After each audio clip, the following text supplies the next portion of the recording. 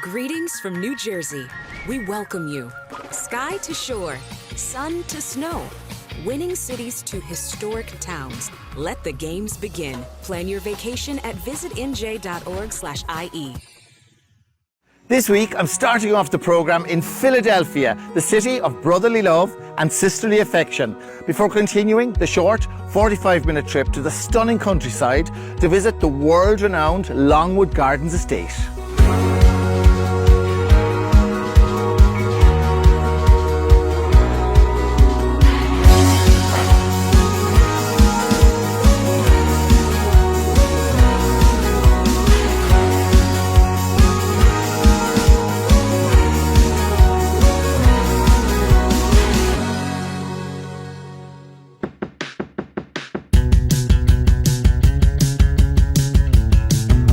Philly, the largest city in the state of Pennsylvania, is famed for where the Declaration of Independence and the Constitution of the United States of America was signed.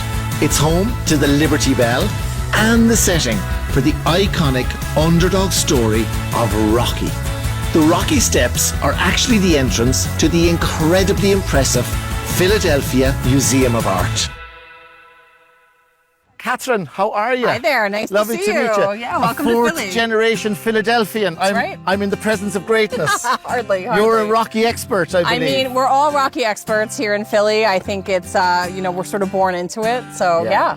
He really wanted to create a film that told this story of resilience and the American dream as seen through the eyes of a person, in Philadelphia and a young boxer, living his life and pursuing that American dream. And, I think we all feel like we've got a little bit of Rocky in us. We decided to have this big celebration in December. We had the city name it Rocky Day, December 3rd, which was the day that Rocky was released nationally back in 1976. We had thousands of people come, and now it's an annual event. So we're going to have a Rocky weekend this year, and we're going to invite people to come and celebrate all things Rocky and do a lot of fun Rocky-themed activities. So, we love when people can stay a little longer to explore lots of things. A lot of people come if they're going to New York or DC. They might stop here for a few days in between, and this is definitely the spot where they come. Yeah, and I mean, for us it's great because we have direct flights, which of course is always fabulous. It's so easy to get here. Our airport is so close to our center city. You can be at the airport in 15 minutes. The proximity of Philadelphia is really convenient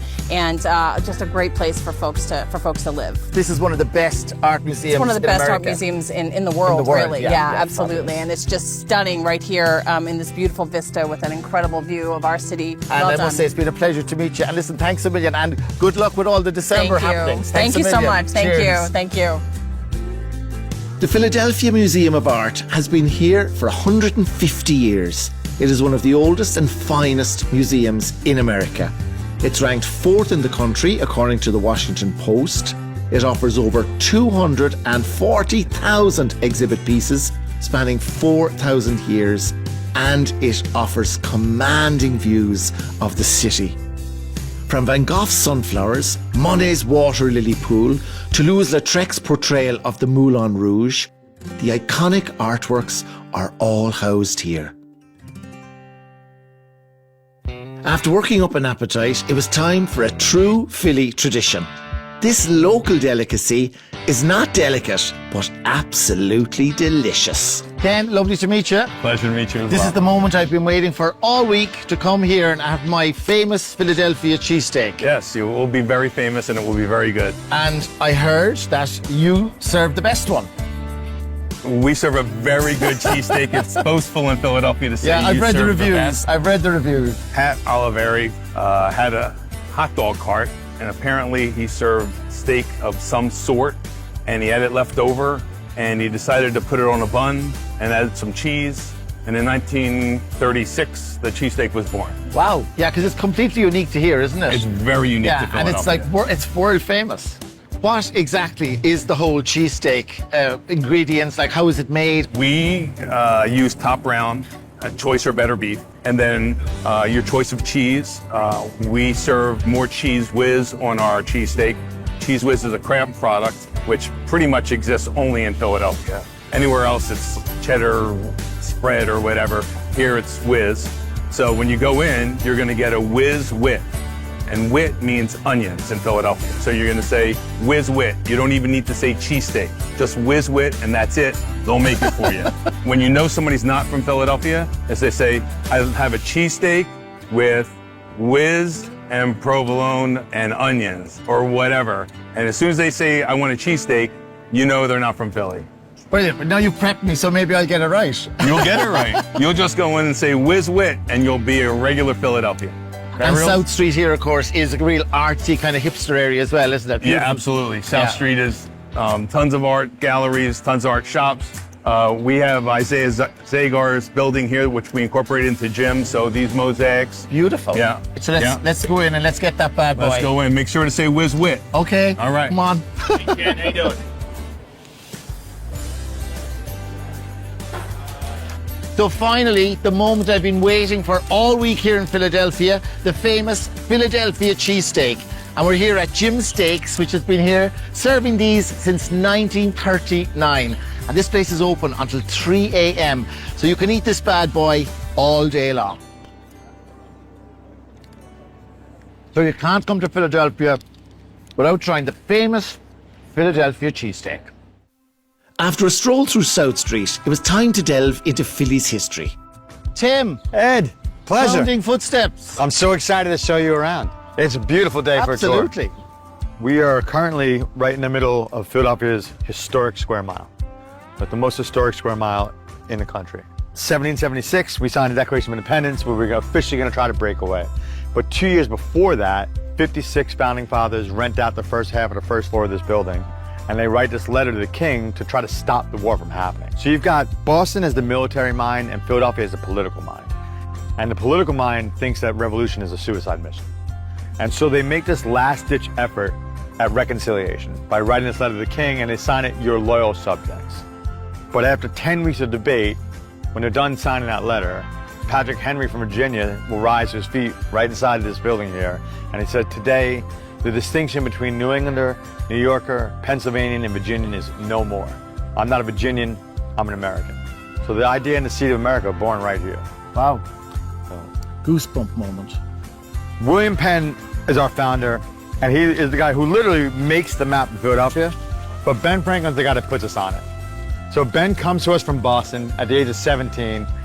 He does not come from money. He doesn't take a copyright, patent, trademark on anything he does. Offered one for Pennsylvania fireplace and Franklin soap. He turns it down because he wants everyone to be able to benefit from his work.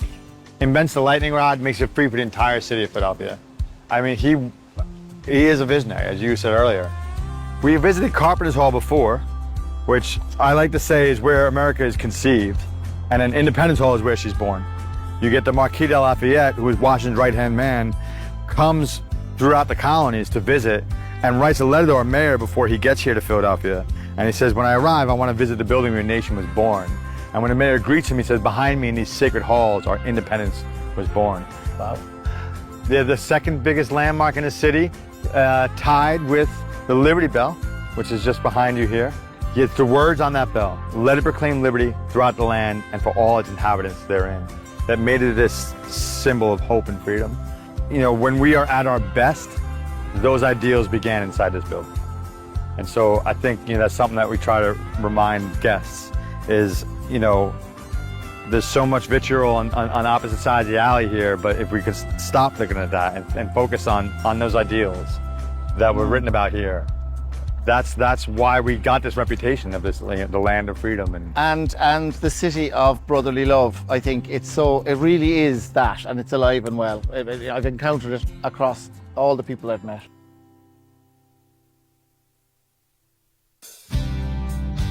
Local expert Patty treated us to a working market with the real flavour of all things Philly, Reading Terminal Market.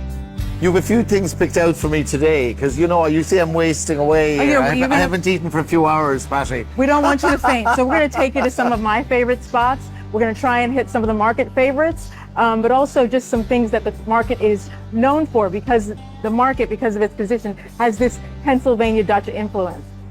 This is pork from the butchering process, everything but the oink. It's like kind of like our pudding at home, our white pudding. Yeah, but it's really nice. I like the crispiness. I can taste the oink. They must have left a little oink in there for Wow. you. The costume reminded me of the kind of Amish that you'd see on TV. Absolutely, absolutely. You are eating at Dutch Eating Place. That comes from the Pennsylvania Dutch.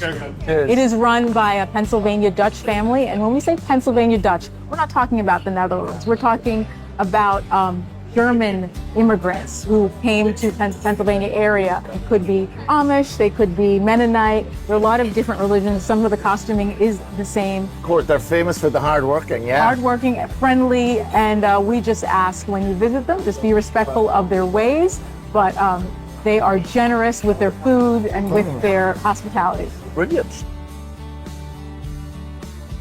This looks good. Wow. Good man. Thank you very much. Cheers. Wow. I mean, that's better than I've ever had. Philadelphia is the home of the pretzel. Wow, they're amazing. Actually, in Pennsylvania, we eat more pretzels per capita than any other state Yeah, in the because they're United so States. good. That's the reason. Because they're delicious. These aren't the dry pretzels I'm used to. These are No. moist, juicy. It's the butter. It's definitely the butter. Philadelphia is a very walkable city, so Yeah. we're going to walk it off to our next Brilliant. stop. I'm really enjoying my patty tour today of Philadelphia. So, Ed, this is our very modest city hall. I feel like I'm in the Trocadero in Paris. Or, I mean, it was called the Frenchest city in America, wasn't That's it, right. Philadelphia? Absolutely. The Michelin Guide dubbed us that in 2023. One of the things I love about Philadelphia is that you can't tell America's story without Philadelphia. Some people say it's where America started, of course. Absolutely. You know, and that's a fact. The people in Boston will just have to get over it. Oh yeah, I love it. I love it. It's always good. It's like we also have that rivalry at home with the counties. My wonderful friends in Boston will always say, oh, that they did the heavy lifting with the revolution and that we only did the paperwork. Yes. But I say, Ben Franklin left Boston and stayed in Philadelphia. Now, what does that tell you?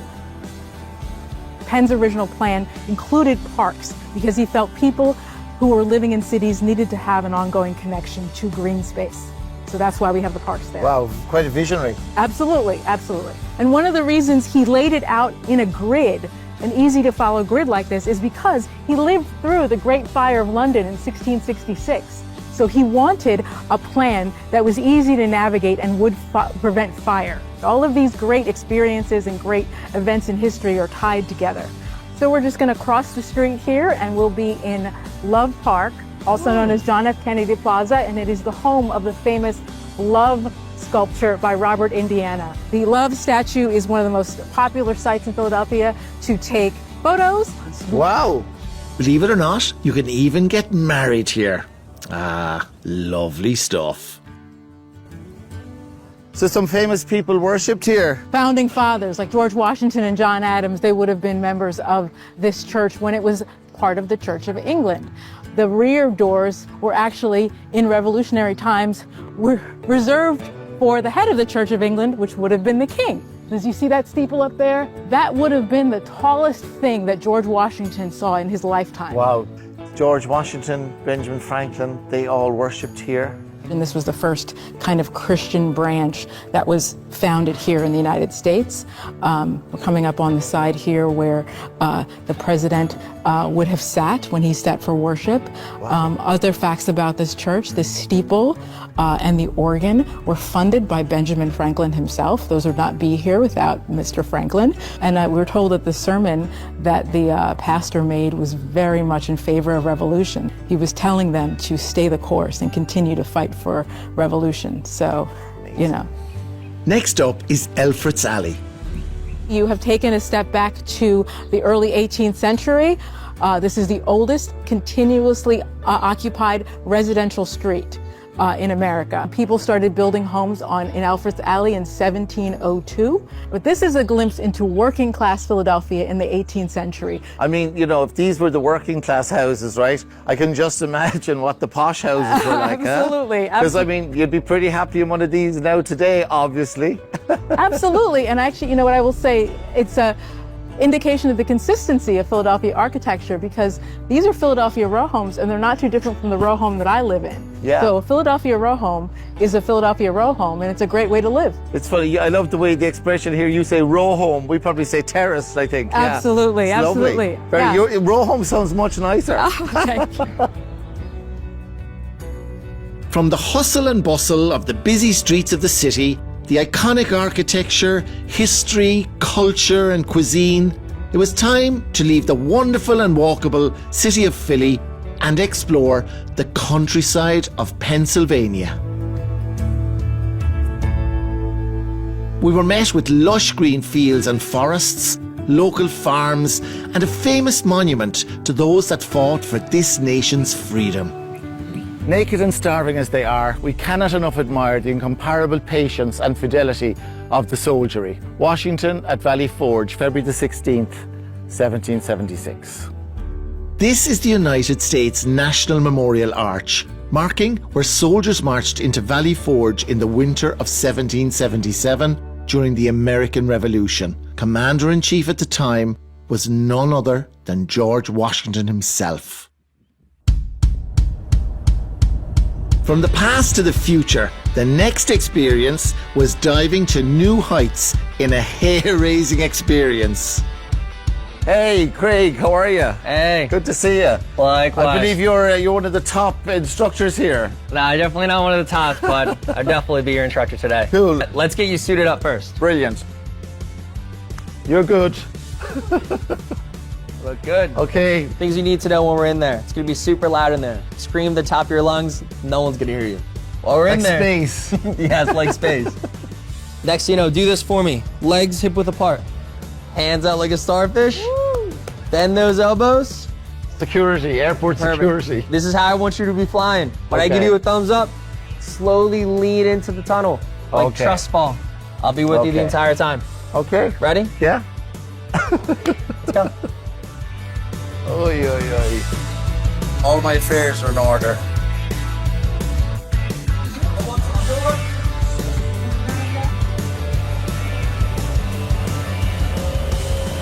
This was truly exhilarating.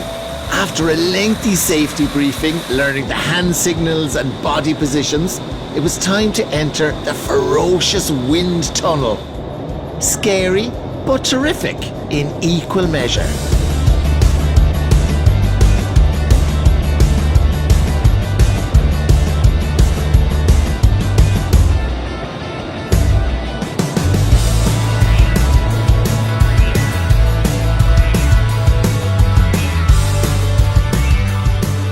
High flyer. Brilliant. That's amazing. Fantastic. I am very proud of this. Thank you so much. Absolutely. Thanks a million, Craig. My pleasure. Cheers. Wow.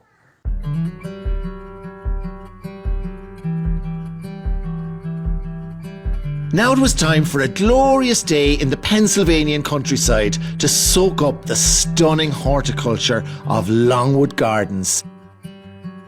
This place has over 1,000 acres of gardens, woodlands, meadows, sculptures, greenhouses, as well as places to eat and drink, and live music. I drove from Philadelphia today, from the city. It was like I was having a great time on the Rocky Steps, and it was like 45 minutes, and I'm here, and you're just transformed into this amazing paradise, or spring paradise. Overwhelming. It's so beautiful. We have 1,100 acres here at Longwood, and we have so many different things for you to see, whether you're looking at our main fountain garden like we are now, or you're out on our flower garden drive, our Italian water garden, our meadow, our tree houses. People come here and they can spend an entire day at Longwood Gardens. We have several different dining options, and you can even check out our partnership with Victory Brewing Company. They're a local brewery, and they use some of our seasonal produce in their brews. So I also like a nice little conservatory. So you're going to show me the East Conservatory now. Yes. And then I'm going to try some of the nice beer garden fare, and maybe a glass of that Victory. Let's hope so. Let's head on in. Thanks a million. All right. That's absolutely gorgeous. It's so tranquil here as well. It is very tranquil, very peaceful and And we restful. can hear in the background here, you have the carillon playing, of course, which is lovely. We do have the carillon. We love our music here and how it accents the beauty of our gardens.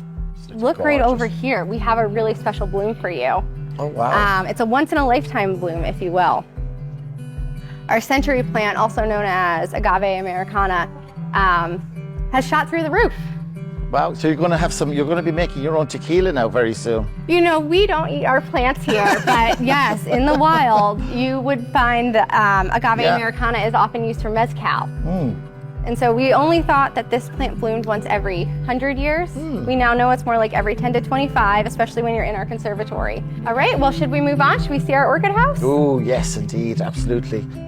Did you know that vanilla beans actually come from orchids? No, really? They do, yes. These have the black stem. Look how beautiful.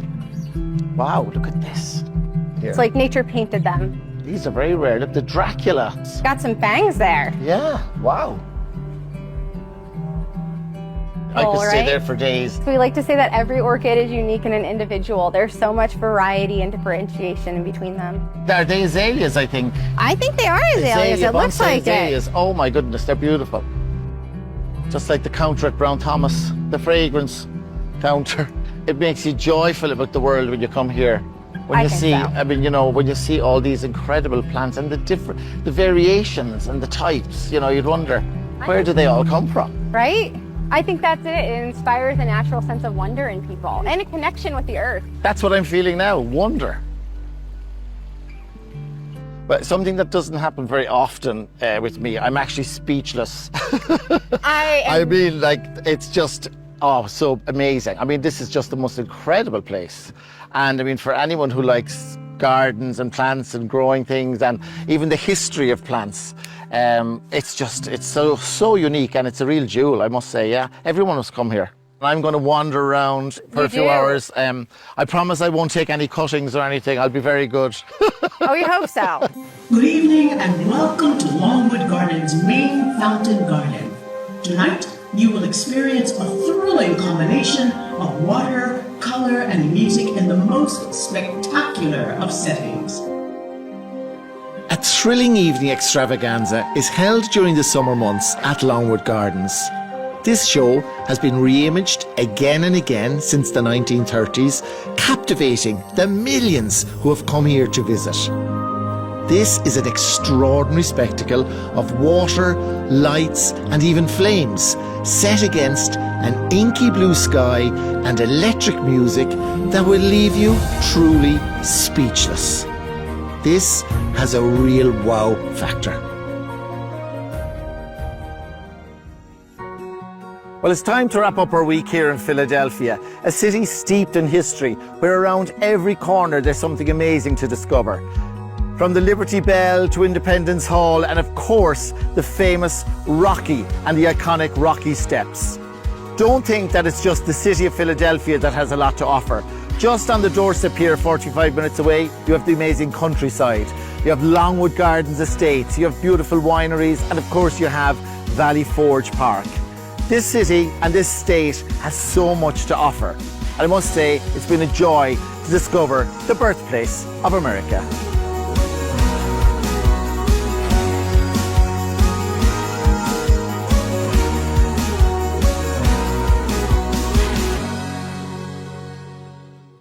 Greetings from New Jersey. We welcome you. Sky to shore, sun to snow, winning cities to historic towns. Let the games begin. Plan your vacation at visitnj.org/IE.